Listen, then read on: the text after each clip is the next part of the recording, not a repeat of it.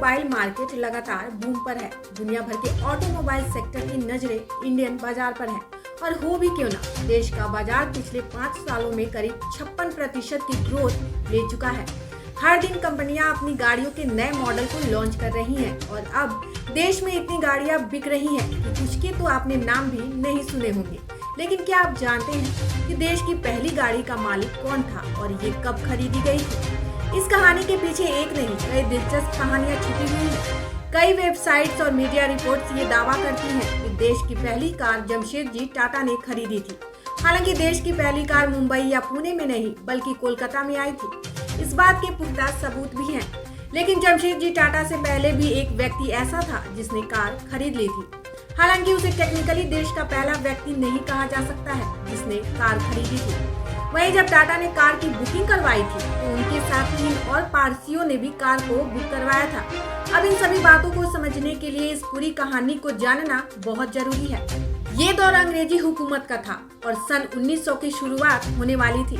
इस दौरान फोर्ड और फ्रांसीसी कार कंपनी डेडियन की कारें ही बाजार में छाई हुई थी। डेडियन ने कोलकाता के अखबारों में अपनी कार को बेचने के लिए इश्तेहार दिया। इस इश्तेहार के निकलते ही देश भर के जमींदार और रईस इसके दीवाने हो गए। सभी को ये कार चाहिए थी। हालांकि इसको लेने वाला पहला शख्स कोई और ही निकला। इस बात की भी पुष्टि सही तौर पर नहीं है कि पहली कार किसने ली, लेकिन कई संदर्भ देखने के बाद ये कहा जा सकता है कि देश की पहली कार के मालिक क्रॉम्पटन ग्रिव्स से जुड़े फोस्टर नामक व्यक्ति ने कोलकाता में खरीदी थी। हालांकि वे इंडियन नहीं थे, वे ब्रिटिश थे। इसलिए देश के पहले कार खरीदने वाले व्यक्तियों में इनकी गिनती नहीं हो सकती है।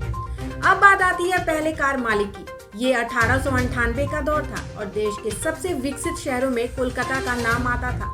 लेकिन पहले खरीदार यहाँ से नहीं हुए, ये पुख्ता है। इसका कारण है कि कार को बुक करवाने वाले पहले 4 भारतीय मुंबई से थे और चारों पारसी थे। इनमें से ही एक जमशेदजी टाटा भी थे। चारों ने ही डेडियन को बुक करवाया था।